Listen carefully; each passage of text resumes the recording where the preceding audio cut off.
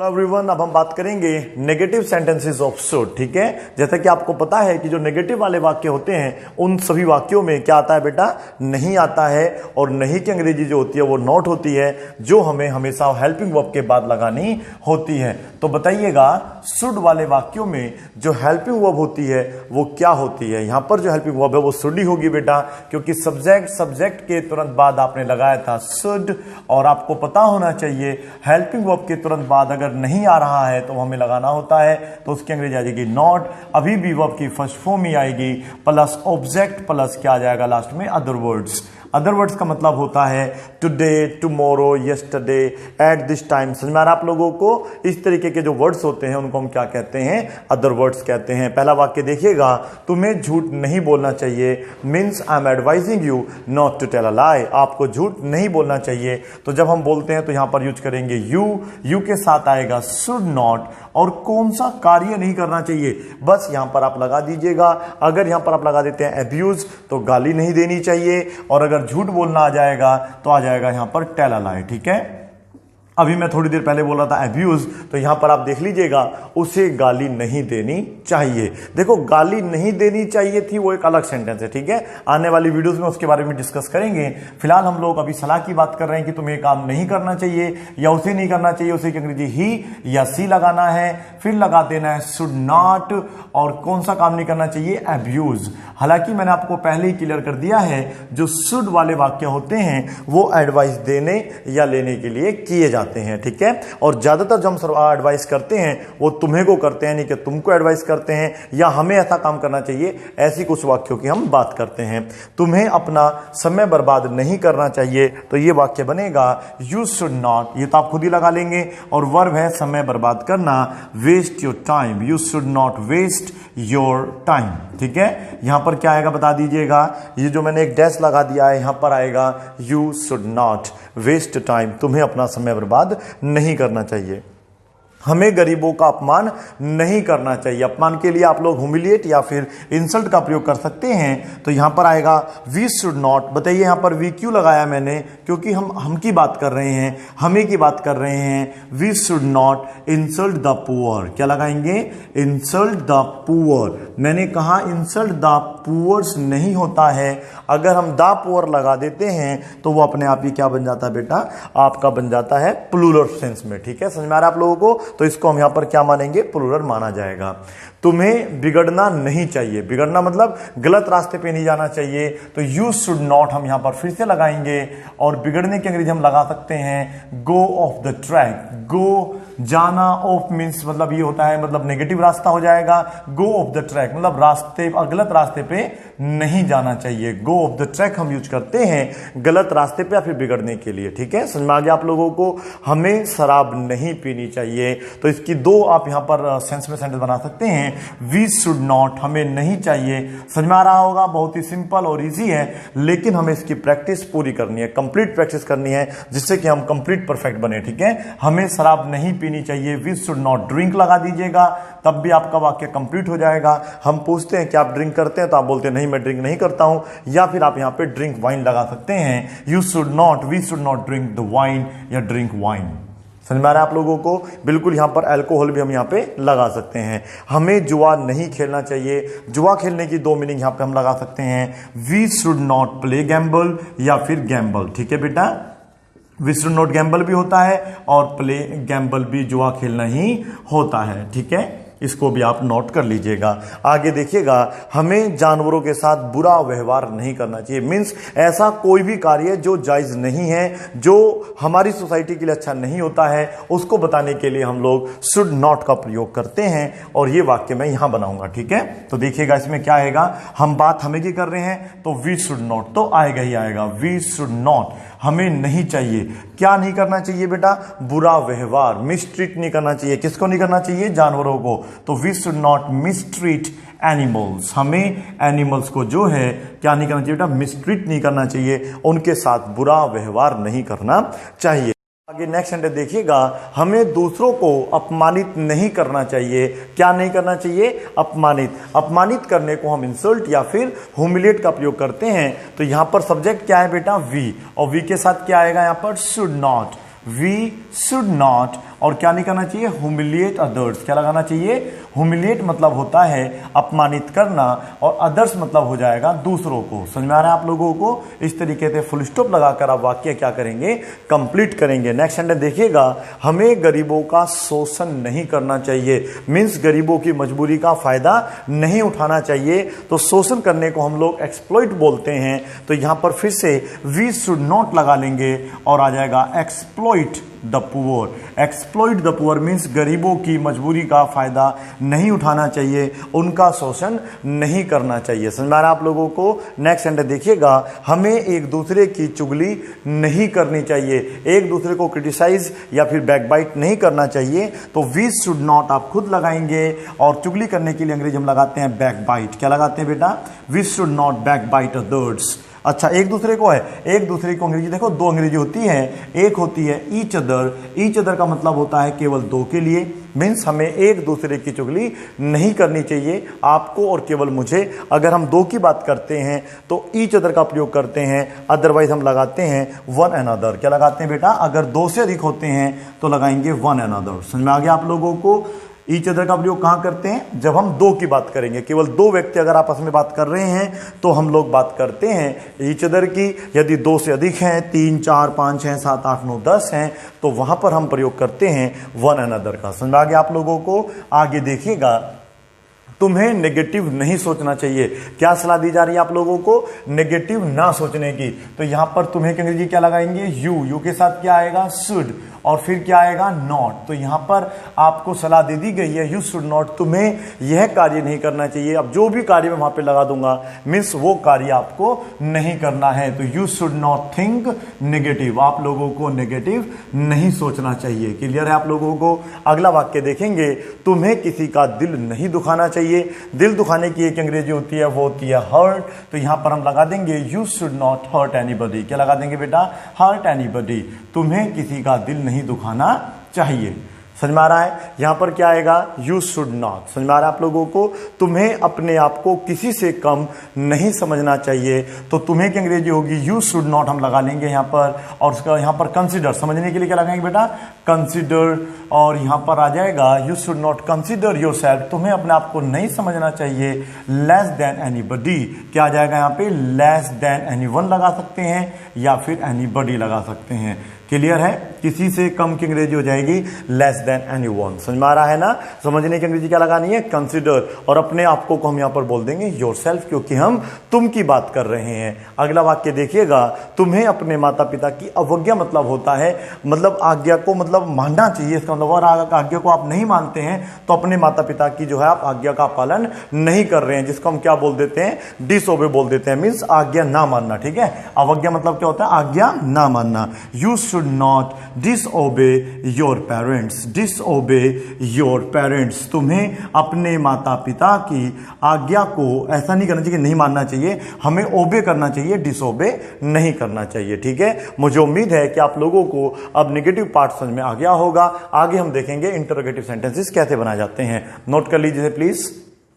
हम बात करेंगे इंटेरोगेटिव सेंटेंसेस की। इंटेरोगेटिव सेंटेंसेस वो सेंटेंस होते हैं जिनके शुरू में क्या आता है। इससे पहले भी हम आपको कई बार इसकी डेफिनेशन दे चुके हैं। दो sentences which start with any helping verb are called interrogative sentences. वो वाक्य जो किसी भी हेल्पिंग वर्ब से शुरू होते हैं उन्हें हम क्या कहते हैं, इंटेरोगेटिव सेंटेंसेस करते हैं। और यहां पर जो हम हेल्पिंग वर्ब यूज कर रहे हैं वो यूज कर रहे हैं शुड। समझ में आ गया आप लोगों को? तो इस बार सब्जेक्ट के बाद शुड नहीं लगाना है, शुड को पहले लेके आना है। ठीक है? हिंदी में जो उसका बनेगा वो बनेगा क्या। ठीक है? इस क्या का जो प्रयोग है आपको अच्छे तरीके से समझना पड़ेगा। अगर ये सब्जेक्ट से पहले आता है तो वहां पर इंटेरोगेटिव सेंटेंस समझे जाते हैं, yes no type question answer समझे जाते हैं। यदि यही क्या वर्ब से पहले आता है तो इसकी अंग्रेजी हम लोग वोट लगाते हैं और वहां पर हमें स्टेटमेंट में आंसर देना पड़ता है। पहले समझ लेते हैं वाक्य कैसे बनाते हैं, फिर समझेंगे कहां पर क्या की अंग्रेजी हम लोग शुड लगाते हैं और कहां पर वोट लगाते हैं। ठीक है? सबसे पहले क्या आएगा, शुड, उसके बाद क्या आएगा, सब्जेक्ट, फिर आएगी वर्ब की फर्स्ट फॉर्म, फिर आएगा ऑब्जेक्ट, और सबसे लास्ट में आएगा अदर वर्ड्स और interrogation mark to complete the sentence. आगे देखिएगा, क्या तुम्हें झूठ बोलना चाहिए। तो यहां पर आप देखिएगा क्या तुम्हें देखो सब्जेक्ट आ रहा होगा, क्या हमें, क्या तुम्हें, क्या हमें, क्या हमें, क्या हमें, ठीक है। ज्यादातर जो शुड वाले वाक्य होते हैं वो यू से और वी से ही बनाए जाते हैं। बाकी हम लोग वहां पर कोई भी सब्जेक्ट लगा सकते हैं, क्योंकि शुड का जो प्रयोग हम करते हैं वो सभी सब्जेक्टों के साथ करते हैं। यहां पर देखिएगा, क्या तुम्हें झूठ बोलना चाहिए, तो मैं सलाह ले रहा हूं आपसे, क्या ऐसा करना चाहिए, यस और नो। तो आप बताएंगे इसको इंग्लिश में, देखिए पहले बनाएंगे, शुड यू टेल अ लाई, क्या तुम्हें झूठ बोलना चाहिए, तो आप बोलेंगे नो वी शुड नॉट, हमें झूठ नहीं बोलना चाहिए। आगे देखिएगा, क्या तुम्हें क्लास कट करनी चाहिए, बंक करना चाहिए, या मतलब छुट्टी कर लेनी चाहिए, नहीं, हमें क्लास कट नहीं करनी चाहिए। तो यहां पर फिर से हम लोग लगा देंगे शुड यू, शुड भी लगाएंगे तो क्या बन जाएगा, क्या हमें। समझ में आ रहा है आप लोगों को, तो बहुत ही सिंपल सा कॉन्सेप्ट है जो आपको, मुझे उम्मीद है आप समझ में आ गया होगा। देखिएगा, should you cut the classes, should you cut the classes, क्या तुम्हें जो क्लास है वो कट करनी चाहिए, या छुट्टी या बंक करना चाहिए। क्या हमें गरीबों का सम्मान करना चाहिए, क्या हमें गरीबों का अपमान करना चाहिए, क्या हमें गरीबों की सहायता करनी चाहिए। ऐसे बहुत सारे वाक्य बना सकते हैं शुड वी से। किससे बना सकते हैं बेटा, शुड वी, क्या आएगा, शुड वी, और सम्मान करने को respect the poor, yes we should, यहां पर आएगा आंसर इसका, yes we should respect the poor, हमें गरीबों की सहायता करनी चाहिए, रिस्पेक्ट द पुअर। समझ में आ रहा है आप लोगों को। लास्ट में इंट्रोगेशन मार्क जरूर लगाना है। इंटेरोगेटिव सेंटेंसेस को हम yes no type question answer sentences भी कह देते हैं, क्योंकि यहां पर अगर आप इनका आंसर लेंगे तो यस और नो में ही आता है। क्या तुम्हें बहाने बनाने चाहिए, तो आप बोलेंगे नहीं, हमें बहाने नहीं बनाने चाहिए, no we should not make excuses, तो यहां पर शुरू में आ जाएगा should you make excuses, should you make excuses. Make excuse मतलब होता है बहाने बनाना। समझ में आ रहा है आप लोगों को। कभी कभी हम लोग यहां पर प्रिटेंड भी लगा लेते हैं, दिखावा करना है, बहाने बनाना। शुड यू प्रिटेंड, क्या तुम्हें प्रिटेंड करना चाहिए, दिखावा करना चाहिए। आगे देखिएगा, क्या हमें अंग्रेजी सीखनी चाहिए, यस वी शुड, तो यहां पर हम देखिएगा इसको बनाएंगे शुड वी लर्न इंग्लिश। समझ में आ रहा है ना आप लोगों को। पहले शुड लगाना है, फिर सब्जेक्ट लगाना है, और लास्ट में लगा देना है वर्ब। अब जो भी मैं वर्ब लगाऊंगा तो ये मैं जानना चाहता हूं क्या हमें वो करना चाहिए या फिर नहीं। Very good. क्या हमें अच्छे काम करने चाहिए, तो देखो काम करने को वर्क बोलते हैं, तो फिर अच्छे की अंग्रेजी हम क्या लगाएंगे, तो यहां पर जो है हम इसको दो भागों में बांट देंगे। एक तो अच्छे काम और एक करना, करने को बोलते हैं डू, अच्छे काम को गुड वर्क्स या फिर गुड डीड्स। समझ में आ रहा है आप लोगों को। शुड वी, क्या आएगा शुरू में, should we do good deeds, क्या हमें अच्छे काम करने चाहिए। डीड्स मतलब यहां पर हमने काम से ले लिया है, आप चाहे तो वर्क्स भी लगा सकते हैं। क्या हमें गरीबों की सहायता करनी चाहिए, ये देखिएगा ऐसे बनाएंगे should we help the poor, should we help the poor. ठीक है, जितने वाक्य अभी हमने नेगेटिव या अफर्मेटिव में बनाए हैं, अगर उनमें से आप लोग शुड शुरू में लगा देंगे तो वो आपका इंटरोगेटिव सेंटेंस बन जाएगा, should we help the poor. ठीक है, और जब हमने स्टार्ट किया था अभी बीच में जब बताया था कि इंटरोगेटिव वाक्य में क्या अंतर होता है कि हम लोग शुड लगाते हैं, वोट नहीं लगाते, क्या कि अंग्रेजी, अब आप सेंटेंस के माध्यम से समझने की कोशिश करिएगा। देखिएगा, मैं दो सेंटेंस बोर्ड पे लिखूंगा और आप मुझे बताना क्या ये वाक्य किस तरीके से बनेंगे। मतलब देखिएगा, क्या तुम्हें पढ़ाना चाहिए, क्या तुम्हें पढ़ाना चाहिए, तो आप बोलोगे हाँ मुझे पढ़ाना चाहिए, यस आई शुड टीच। तो यहां पर आप देखिए क्या के बाद सब्जेक्ट आ रहा है, क्या आ रहा है, जब सब्जेक्ट आता है तो उसकी अंग्रेजी हम लोग हमेशा ही कोई हेल्पिंग वर्ब लगाते हैं। वो डिपेंड करेगा कि हम रूल क्या पढ़ रहे हैं। हम रूल पढ़ रहे हैं इस समय चाहिए मीन शुड वाला, तो हम शुरू में क्या लगा देंगे, शुड। तो अब हमने कहा क्या पढ़ना चाहिए तुम्हें या क्या पढ़ाना चाहिए तुम्हें, क्या पढ़ाना चाहिए तुम्हें। अब बताओगे इसमें मतलब क्या हुआ, क्या पढ़ाना चाहिए तुम्हें। कुछ लोगों को ऐसा लगता है यदि वाक्य के शुरू में क्या आ जाता है क्या, तो उसकी अंग्रेजी हम लोग हेल्पिंग वर्ब लगाती है। ऐसा नहीं है बेटा, आपको बस एक सिंपल सा कॉन्सेप्ट याद रखना है। यदि क्या के साथ सब्जेक्ट आ रहा है, क्या के आगे क्या आ रहा है, सब्जेक्ट आ रहा है, तो आपको उसकी अंग्रेजी शुड लगानी है। यदि क्या के साथ कोई वर्ब लग रही है तो उसकी अंग्रेजी वोट लगानी है। बाकी डिपेंड करेगा रूल क्या है। ठीक है, क्या पढ़ाना चाहिए तुम्हें या हमें। ठीक है बेटा, तो इसमें आप देखिएगा यहां पर हाँ या ना का जवाब नहीं बन रहा है, आप जबरदस्ती आंसर नहीं देंगे। ठीक है, यहां पर देखिएगा, क्या तुम्हें पढ़ाना चाहिए, क्या तुम्हें खेलना चाहिए, क्या तुम्हें जाना चाहिए। बिल्कुल इस वाक्य बनता है, क्या तुम्हें खेलना चाहिए।